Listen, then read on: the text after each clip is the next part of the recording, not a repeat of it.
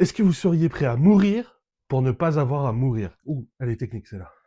Elle est technique. Salut les découvreurs et les découvreuses. Ici, on découvre en faisant des dégustations et en racontant des histoires. Si ça vous plaît, n'hésitez pas à mettre un petit j'aime à la vidéo et à la partager pour me soutenir, c'est très important. Et surtout, n'hésitez pas à vous abonner, ça fait toujours plaisir. Nous sommes à une époque où mythes et légendes rencontrent la vie réelle.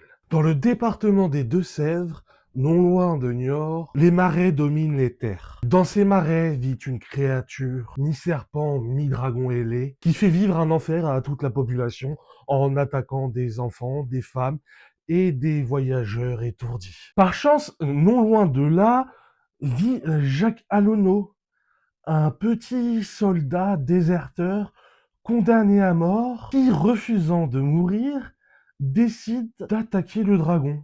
C'est aussi stupide que si tu montais dans un bus conduit par Gilbert Montagnier. Porté par la population, Jacques, armé d'une armure en fer forgé main et d'un casque en verre intégral lui permettant d'avoir une vue dégagée, décide d'entrer dans la grotte du dragon armé d'une lance et d'un poignard. Malheureusement pour lui, il a à peine le temps de passer la porte de la grotte qu'il se fait renverser par la queue du dragon et se fait aplatir par le corps de ce dernier. Ayant perdu sa lance et en comprenant de toute façon que celle-ci était totalement inutile, il décida de se saisir de son poignard et de transpercer le corps du dragon pour le tuer.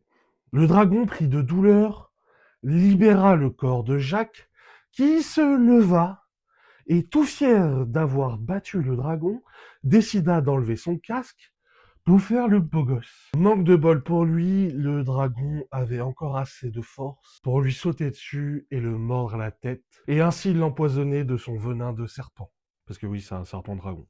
Malheureusement, ce dernier mourut dans d'atroces souffrances. Jacques sera érigé en héros. Quant au corps du dragon, ce dernier sera mis dans une carriole et sera amené à faire le tour de la ville de Niort sous l'acclamation du public, heureux de la mort de ce dernier. Et c'est ainsi que si vous vous baladez à Niort, rue Ricard dans le centre-ville, vous découvrirez 4 statues de dragons de part en part de la rue. Ce vertical est maintenant terminé. J'espère que cette petite histoire folklorique vous aura plu.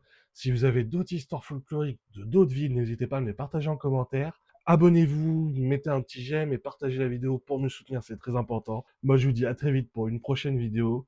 Prenez soin de vous, c'était Ludo.